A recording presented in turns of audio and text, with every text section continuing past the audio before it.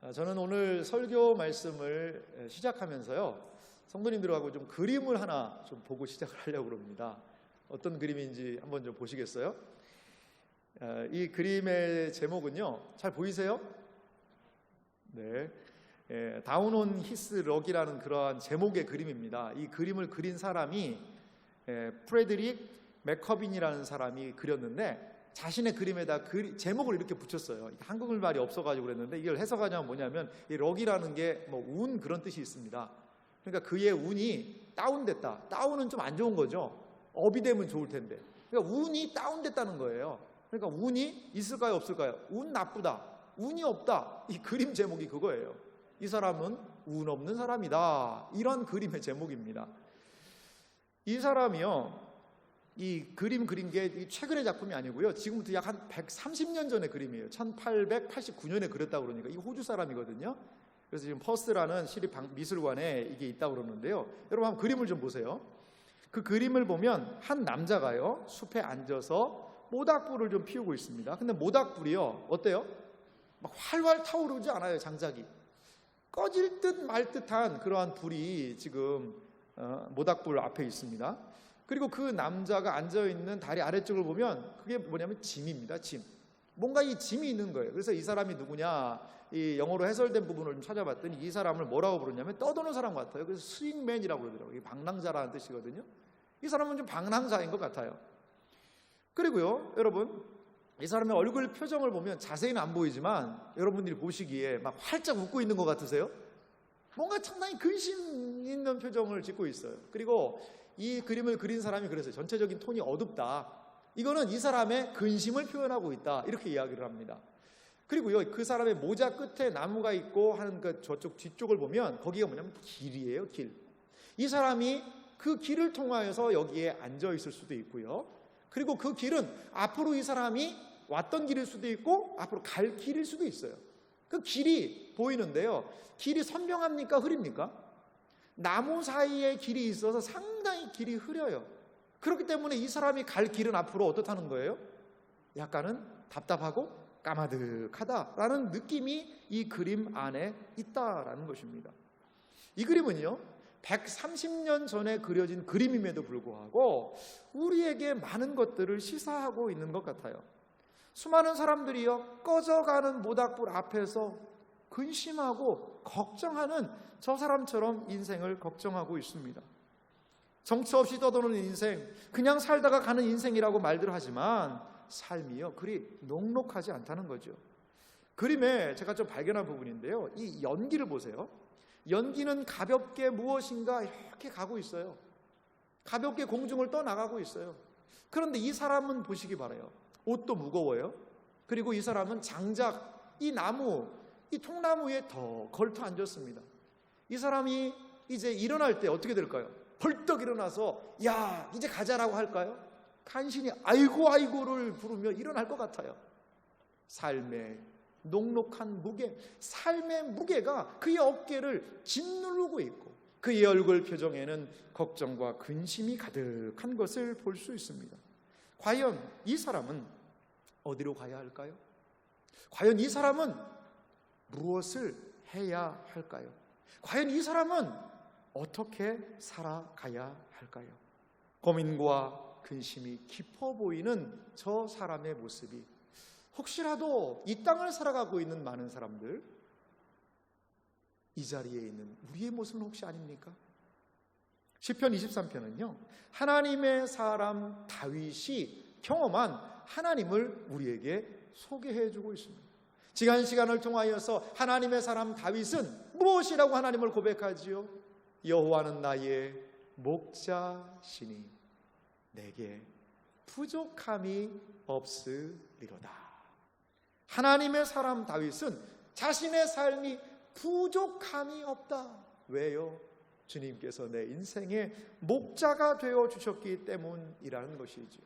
다윗의 삶이 부족함이 없는 이유는 무엇일까요? 왜, 무엇 때문에 다윗은 내 삶은 부족함이 없습니다라고 그렇게 확신 있는 고백을 할 수 있었을까요? 하나님의 사람 다윗을 우리 하나님은 어떻게 이끄셨는지를 오늘 시편 23편 2절의 말씀을 통하여 살펴보기 원합니다. 먼저 본문은요, 하나님의 인도하심을 어떻게 소개하냐면요, 푸른 풀밭으로 인도하신다, 이렇게 고백을 하고 있습니다. 여기에 푸른 풀밭이라는 그런 단어가 있는데요, 이 푸른 풀밭이라는 단어는 어떤 의미가 있냐면요, 풀이 많은 초장이다, 이런 뜻이 있어요. 그리고 이 푸른 풀이라는 것은요, 연한 풀이 있는 초장이라는 그런 뜻도 있어요. 그래서 목자가 인도하는 그곳이요, 풀이 많은 초장이고, 또 많은 풀이 먹지 못하는 뻣뻣한 풀, 독초가 아니라 매우 연해서 양들이 잘 먹을 수 있는 그러한 풀들이라는 것이지요. 푸른 풀밭으로 인도하시는 하나님 안에는요, 두 가지의 하나님의 마음을 볼 수가 있습니다. 먼저는요, 하나님은 모든 상황을 미리 계획하시는 분이시라는 거예요. 푸른 풀밭으로 그 양떼를 인도하시는 그 하나님은 모든 상황을 미리 계획하신다는 것입니다. 양은요, 아무 데서나 먹고 아무 데서나 잘 수 없습니다. 먹어야 하는 상황이 있고요, 쉬어야 하는 상황이 있다는 것이죠. 이것을 양이 마음대로 하도록 내버려 둔다고 보세요. 양 네 마음대로 먹어라, 양 네 마음대로 쉬어라, 그러면요, 그 양떼는 아마 엉망이 될 것입니다. 목자에게는 양을 위한 스케줄이 있습니다. 초장지를 미리 선택하고 물을 마시게 하고 미리 정한 곳에서 쉬도록 그 목자의 스케줄에 따라서 양을 움직여야 된다는 것이죠. 양의 상태를 모아서 움직일 수 있는 거리를 계산해야 됩니다. 그 모든 것들은 목자의 계획표 안에 있다라는 것입니다. 양들은요, 이러한 계획을 세우거나 이렇게 할 지혜와 능력이 없는 것이지요. 양은 목자의 인도를 받아야 안전합니다. 선한 목자는 양들에 대한 선한 목표를 가지고 있다는 것입니다. 그리고 그 선한 목표대로 양들을 이끄는 것이 바로 선한 목자라는 것입니다. 우리 하나님께서 선한 목자가 되어서 우리의 삶을 이끄신다고 여러분 믿으시기 바랍니다. 두 번째로요, 이 푸른 풀밭으로 인도하시는 하나님을 통해 볼 수 있는 것은요, 하나님은 양의 모든 필요를요 공급하신다는 거예요. 선한 목자는 언제나 양이 무엇을 먹어야 하는지를 잘 살핍니다. 그래서 충분히 먹을 수 있는 풀밭으로 양떼를 인도하는 것이지요.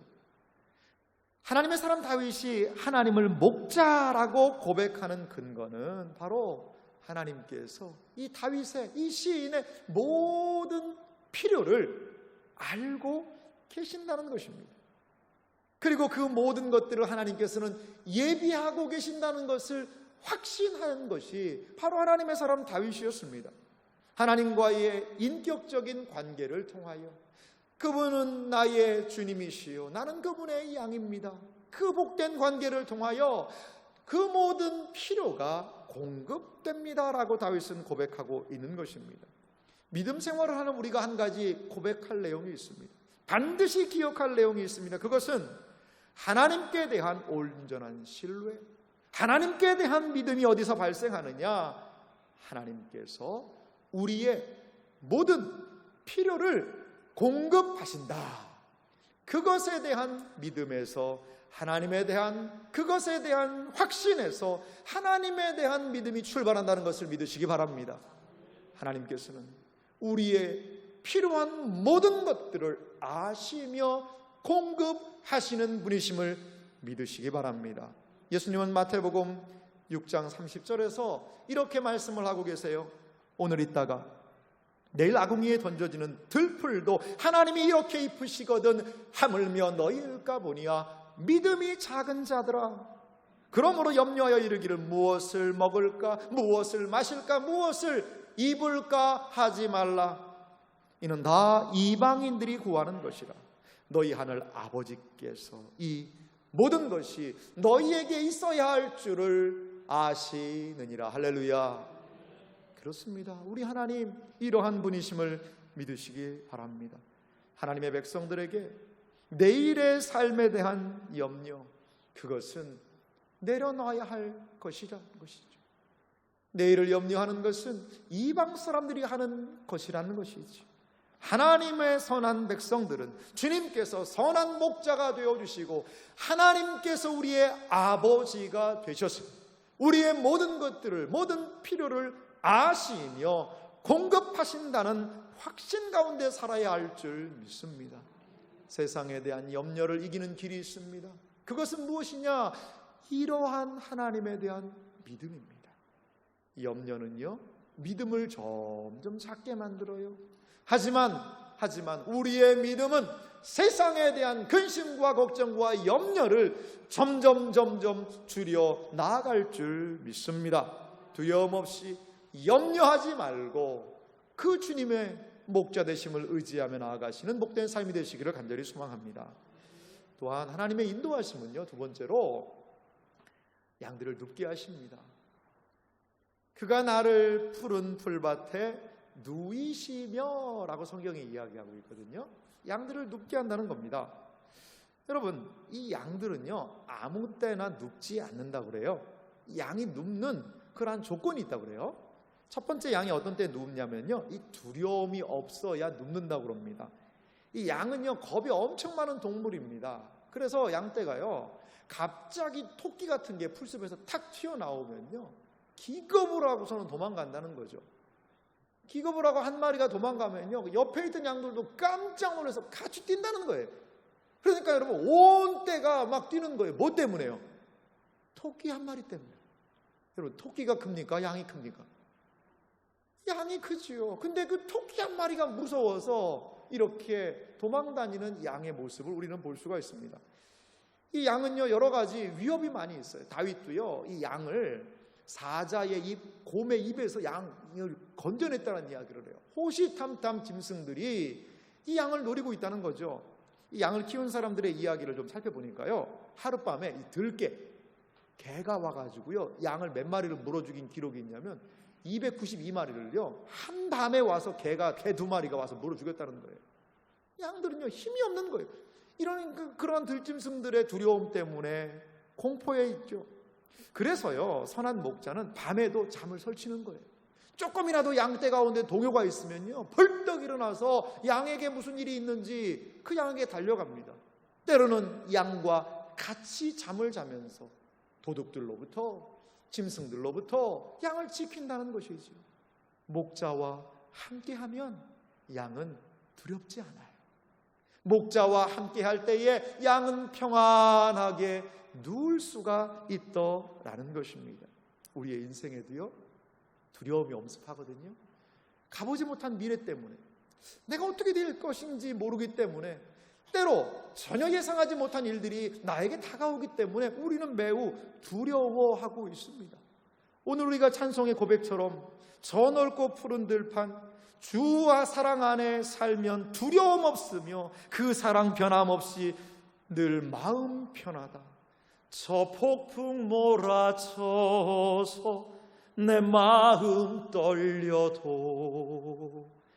주 나의 곁에 계셔 겁낼 것 없어라.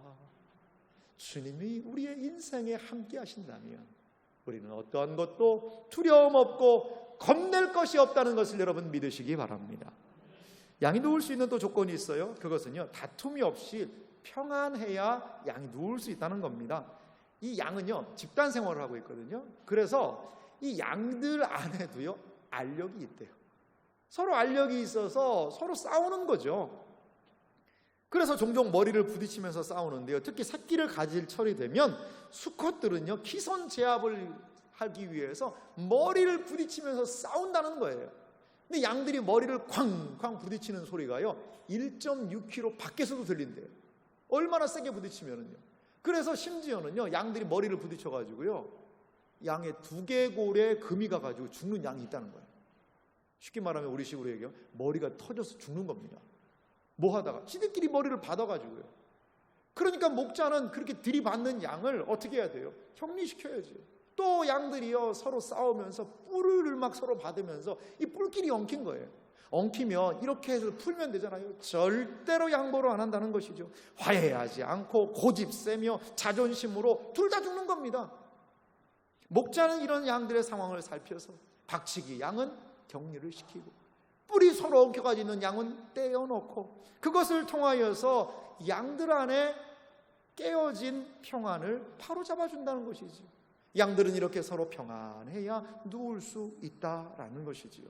양이 누울 수 있는 조건이 또 있어요. 그것은 해충으로부터 이 보호를 받아야 된다는 겁니다. 이 파리라든가 기생충 이런 것들이요, 이 양의 털에 붙어가지고 양을 막 괴롭히는 거예요. 얼마나 가렵겠습니까? 그러니까 이 양이 가려우면은요, 뭐 가시 덤불로 가서 박박 긁기도 하고요, 그러니까 또 상처가 있기도 하고요, 더 심해지고요, 이러한 일들이 있다는 것이죠. 그래서 양을 키우는 분들에게 이 디핑이라는 게 있다고 그래요. 이 디핑이라는 영어 단어 자체는 뭔가를 이렇게 도금할 때도 툭 담그는 거거든요. 그게 디핑이라는 뜻인데, 이 양을 칠 때도 이 디핑이라는 걸 한다고 그래요. 디핑은요, 양의 몸 전체에 달라붙어 있는 해충을 제거하기 위해 소독제의 일종의 이 목욕을 시키는 겁니다. 양은 물을 무서워하거든요. 털이 많기 때문에 물에 들어가면 이 털이 무거워서 그냥 익사를 하게 됩니다. 그래서 거기 들어가는 걸, 이 디핑하는 걸 너무 싫어해서요, 좁다란 통로를 만들어 놔요. 그리고 그 끝에다가 통을 하나 넣습니다. 소독통을. 그리고 양을 거기다 막 모는 거예요. 그래서 끝에 가면 그 통에 퐁당 빠지겠죠. 그럼 목자가 아예 머리끝까지 그냥 푹 그 소독물에다가 담궈 놓는 겁니다. 그렇게 하면은 그 안에 있는, 겉에 있는 기생충들이 다 제거돼서 이제 그 어려움을 이겨내니까 그 양은 어떻게 하겠습니까? 편안하게 누울 수가 있는 것이죠. 가렵지 않고 기생충으로부터 보호를 받는다는 것이지요. 양이 누울 수 있는 조건이 있습니다. 그것은 우리가 상식적으로 알 수 있는 거예요. 마지막으로 양이 누울 수 있는 조건은요, 어떻게 해야지 누울 수 있을까요? 뭐 해야 될까요? 잘 먹어야 되죠. 잘 먹어야 양은 눕는다는 것입니다. 배부른 꼴을 먹어야 양이 편안하게 눕는데요, 선한 목자는 양의 모든 필요를 알고 충족시키며 평안하게 눕게 하는 거예요. 때로 일반적인 자연적인 목초지가 부족하게 되면은 이 선한 목자들은, 좋은 목자들은 땅을 개간을 한다고 그래요. 황무지를 개간해서 거름을 주고요, 거기다 풀씨를 뿌리고, 때로 양들이 좋아하는 곡식에 씨앗도 뿌려놓고, 콩을 또 양이 좋아한다고 그러네요. 콩씨도 뿌려서 거기서 그것들을 길러내는 것이죠. 그리고 이제 거기에 푸른 길런 인위적으로 조성한 푸른 초장이 형성이 되면 그 양들을 거기에다가 풀어 놓아서 거기에 있는 맛있는 풀들, 그 푸른 풀들, 부드러운 풀들 먹이를 실컷 먹게 한다라는 것입니다. 양떼가 무성한 풀을 먹고 배가 불러서 누워 책임질을 하는 모습, 그것은 아마 목자가 기대하는 가장 아름다운 모습일 거예요. 목자는 책임질하고 누워서 이 책임질하는 양의 모습을 보면서 얼마나 기쁘겠습니까? 이렇게 잘 먹은 양은요, 생후 한 100일 정도가 되면은요, 얼마까지 자라나면 한 45kg 정도까지 큰다고 그래요. 그런데요, 먹지 못하는 양은요, 좋은 꼴을 먹지 못함으로 인하여서 자기 자신에게도 주인에게도 만족을 줄 수가 없다는 것이죠. 여러분, 양떼가 누워있다는 것은요, 그냥 누워진 게 아니라는 거예요. 양떼가 누워있다는 것은 그만큼 목자가 세심하게 그들의 두려움을 제거하고 그들의 다툼을 해방하며 해충의 어려움, 좋은 꼴을 먹인 목자의 수고와 헌신이 그 양떼에 있었기 때문에 양떼가 평안하게 누워있을 수 있었다는 것이지요. 그렇습니다. 이 양떼의 세심한 돌봄, 섬김은 우리로 하여금 예수님을 생각나게 해요. 우리의 영혼이 어떻게 평안할 수 있을까요? 우리의 영혼이 어떻게 자유함을 누릴 수가 있고, 우리의 영혼이 어떻게 두려움 속에서도 평안함을 누릴 수 있을까요? 그것은 우리의 영혼의 목자장이 되신 예수 그리스도의 은혜 때문인 줄 믿습니다. 요한복음 10장 9절과 10절은 예수님이 자신을 이렇게 소개하고 계십니다. 우리 이 두 말씀을 한 목소리로 예수님을 기억하며 읽어보도록 하겠습니다. 같이 읽겠습니다. 내가 문이니 누구든지 나로 말미암아 들어가면 구원을 받고 또는 들어가며 나오며 꼴을 얻으리라. 도둑이 오는 것은 도둑질하고 죽이고 멸망시키려는 것뿐이요 내가 온 것은 양으로 생명을 얻게 하고 더 풍성히 얻게 하려는 것이라. 할렐루야. 그렇습니다. 우리 주님께서 이 땅에 오신 이유는 무엇입니까? 우리에게 푸른 초장, 쉴만한 물가로 우리를 인도하여 주셔서 우리의 삶의 풍성함을 경험하게 하기 위하여 주님께서 이 땅에 오셨다는 것을 여러분 믿으시기 바랍니다. 하나님의 인도하심은요, 마지막으로 쉴만한 물가로 하나님은 우리를 인도하신다는 것이죠. 이 쉴만한 물가다라는 그런 뜻이 있는데요, 이 원어적인 의미를 보니까 이건 쉼의 물입니다. 이 쉼의 물이라는 것은 어떤 의미가 있을까요? 이것은 잔잔한 물이라는 의미가 있어요. 그리고 쉼을 주는 물이라는 의미도 있습니다. 이 양들은요, 콸콸콸 쏟아지는 그러한 물은 잘 못 마신다고 그래요. 왜냐하면 겁이 많기 때문에. 그래서 양들은요, 이렇게 작은 댐을 만들어줘서 물이 좀 잔잔해야, 그래야 그 물을 마실 수 있다고 합니다. 양들이요, 물을 얻는 세 가지 방법이 있어요. 첫 번째는요, 이런 시냇가에 가서 목자가 조그만 댐을 만들어주면 그 물을 마시는 거죠. 또 하나 양들이 물을 얻는 방법이 있는데요, 그것은 이 팔레스타인 지방은 매우 건조한 지역이기 때문에 이러한 샘들이 많이 없어요. 우기 때만 있고요. 그럼 건기 때는 물을 못 마시잖아요. 그래서 있는 것이 샘입니다. 야곱도요, 라헬을요 만난 것이 이 우물이었거든요. 거기에서 물을 길어 올려서 그 양들을 먹이는 거예요. 그래야지 양들이 생명을 누릴 수가 있거든요. 그런데 참 신기한 게 있어요. 양들이 물을 공급하는 한 가지 또 방법이 있는데요, 그것은 이슬을 통하여 공급한다는 거예요. 이슬을. 헐몬산의 만년설, 그것은 팔레스타인 그 지역에 그 밤새도록 건조한 그 땅에 촉촉한 이슬을 내리게 합니다. 여러분, 풀 위에 맺혀 있는 그 이슬을 생각해 보세요. 목자가요, 부지런한 목자는 이른 아침에, 아니 이른 새벽에 일어나서 양들을 그 풀가로 이렇게 내어놓는다는 거죠. 그러면 양들은요, 풀, 꼴과 더불어서 그 풀 위에 있는 이슬을 같이 먹게 돼요. 그러면 수개월 동안도 물을 먹지 않고 양들이 버틸 수 있다고 합니다. 그렇습니다. 양들이 이른 새벽에 가서 그 풀에 맺혀 있는 이슬과 더불어 그 꼴을 먹는 장면을 여러분 생각해 보세요. 이슬은 언제만 있죠? 한낮에는 없어요.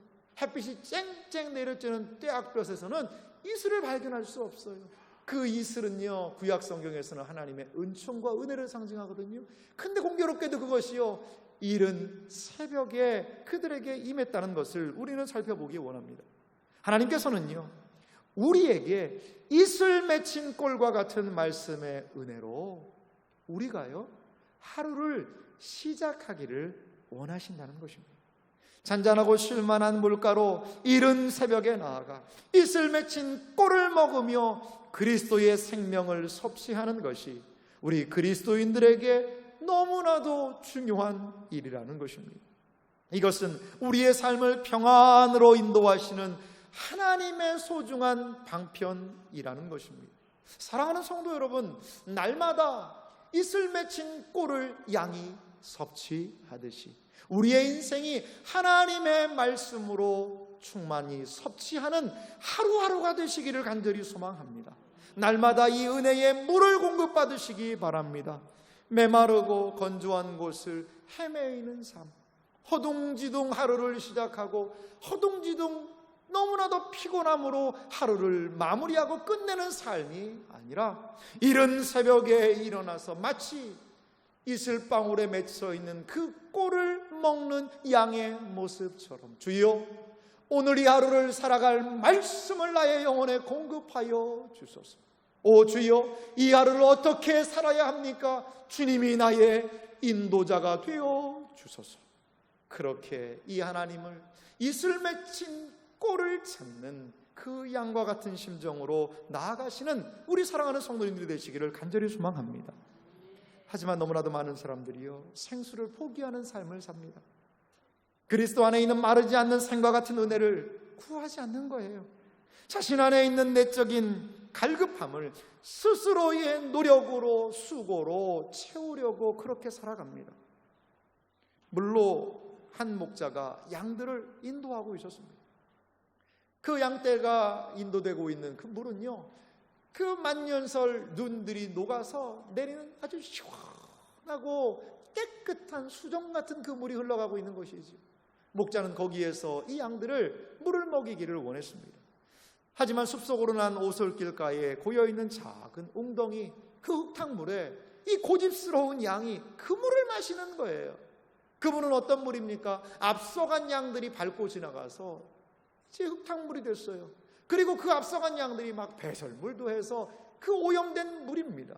그런데 그 물을 먹습니다. 고집스러운 양들은 그 물이 좋은 물이라고 확신하는 듯 그 물을 벌컥벌컥 마시는 것이지요. 그러한 물을 마시게 되면 어떠한 일이 벌어질까요? 이 체내에 기생충이 생긴다고 그래요. 그리고 그러한 물을 먹으면 양이 병이 걸려서 만신창이가 되어 버리는 것이지요. 스스로 물을 찾으며 스스로의 삶을 만족하며 스스로에게 만족을 주는 삶은 주님이 주시는 생수를 거부한 삶이라는 것입니다. 예레미야 2장 13절은 이렇게 이야기합니다. 내 백성이 두 가지 악을 행하였나니 곧 그들이 생수의 근원되는 나를 버린 것과 스스로 웅덩이를 판 것인데, 그것은 그 물을 가두지 못할 터진 웅덩이들이니라. 이스라엘 백성이 무엇을 잘못했습니까? 생수의 근원 되신 하나님을 버린 거예요. 목자가 인도하는 그 생명수의 길로 가지 않고 스스로 웅덩이를 구하고 스스로 물을 찾아서 헤매었다는 것이지. 그리고 이들은 스스로 또한 웅덩이를 만들었습니다. 거기에 나의 돈을 담습니다. 건강을 담습니다. 출세를 담습니다. 성공을 담아서 내 인생 내 이 웅덩이에 이렇게 가득 채워놨으니 이제는 든든하지 않겠는가라고 스스로 생각합니다. 하지만 주님은 말씀하십니다. 그 웅덩이 터졌다는 것입니다. 그 웅덩이가 터졌기에 그것을 담아낼 수가 없는 거예요. 줄줄줄줄 새는 인생, 늘 벌어도 부족한 인생, 그것이 바로 목자 대신 생명의 근원을 떠난 인생이요 삶이라는 것입니다. 신자의 만족은 오직 하나님께 있다는 것을 여러분 믿으시기 바랍니다. 하나님은 우리의 삶을 쉴만한 물가로, 쉼이 있고 잔잔한 물가로 인도하시는 분이십니다. 생명을 누리지 못하고 늘 분주하며 쉼 없는 삶을 살고 계십니까? 스스로 웅덩이를 파서 잘 살아보려고 하지만 늘 불안하고 걱정되십니까? 기억하십시오. 우리 신자의 가장 만족과 평안은 하나님 안에 있다는 것을 믿으시기 바랍니다. 부모님께서 목회를 하고 계시는데요, 그 시골에 개척을 해서 목회를 시작할 때 한 여성분이요, 그 참 매우 추운 눈 내리는 겨울날이었는데 그 저녁 예배에 이 한 여성분이 오셨어요. 그분은 그 동네에서 매우 유명한 분이었거든요. 그분의 이름은요, 어머니가 예쁘게 살라고 부모님이 이런 이름을 지어주신 것 같아요. 꽃화자를 썼어요. 그리고 봉오리 봉자를 썼습니다. 이름이 뭐예요? 꽃봉오리예요. 꽃봉오리. 이 꽃봉오리라는 그 이름을 가진 그분의 삶이었는데요, 이분이 그런데 얼마나 불교에 열심이셨는지 이 불교 회장을 하셨어요. 그 동네에. 우리 교회로 하면 뭘까요? 여전도 회장 정도 되는 겁니다, 여러분. 불교 회장을 하신 이분이에요. 그런데 그날 한 아이를 등에 업고 그 예배당에 찾아 들어온 것이지요. 알고 봤더니 그 아이는 이분의 손자였어요. 근데 이 손자가 아픈 병에 걸리는 거예요. 병원에도 가보고 절에 가서 불공도 드려봤는데 차도가 없는 거예요. 그래서 이 아이를 좀 교회 가서 살리게 해보고 싶은 마음으로 그렇게 교회를 오게 됐어요. 그런데요, 놀라운 것은 하나님이 그분을 만나주셨어요. 그분에게 은혜를 주셨어요.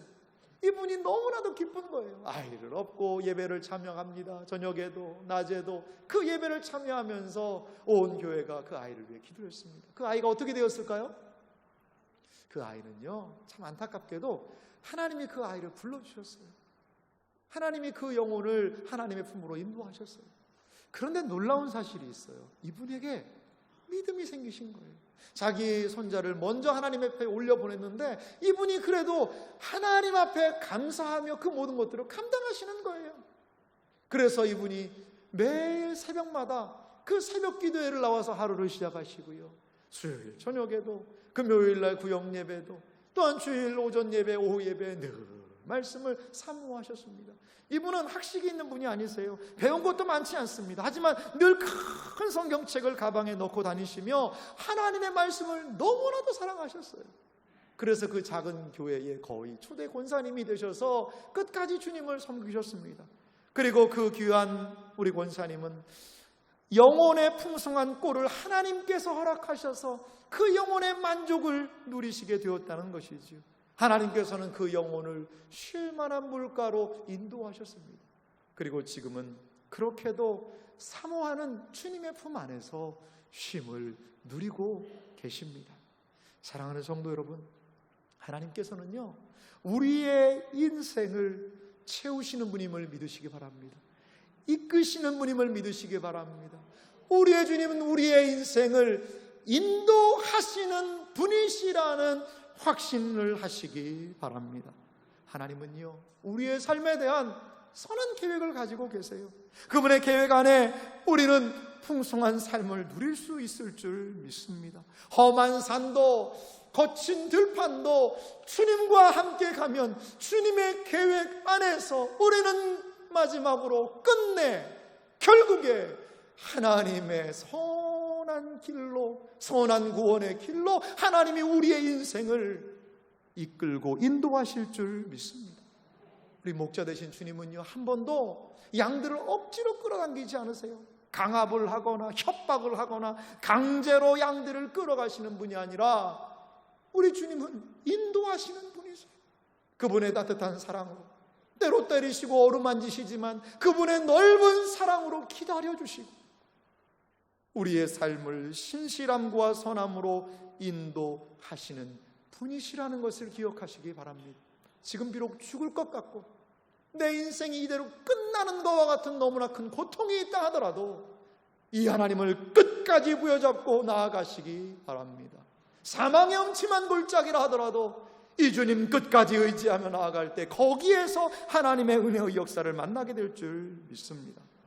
시편 107편 4절에서부터는요, 이 하나님에 대해서 이렇게 고백합니다. 그들이 광야 사막길에서 방황하며 거주할 성읍을 찾지 못하고 줄이고 목이 말라 그들의 영혼이 그들 안에 피곤하였도다. 이에 그들이 근심 중에 여호와께 부르짖음에 그들의 고통에서 건지시고 또 바른 길로 인도하사 거주할 성읍에 이르게 하셨도다. 할렐루야. 우리의 인생, 우리에게 진정한 쉼을 허락하시며 우리의 인생을 아시며 가장 풍성한 삶으로 우리를 이끌고 계시는 그 주님이 우리의 목자가 되신다는 것을 마음에 깊이 새기시기 바랍니다. 이러한 목자의 인도하심, 그 인도하심을 따라 경험하는 풍성함이 복된 사랑하는 성도님들의 삶 가운데에 충만하시기를 주님의 이름으로 축원합니다.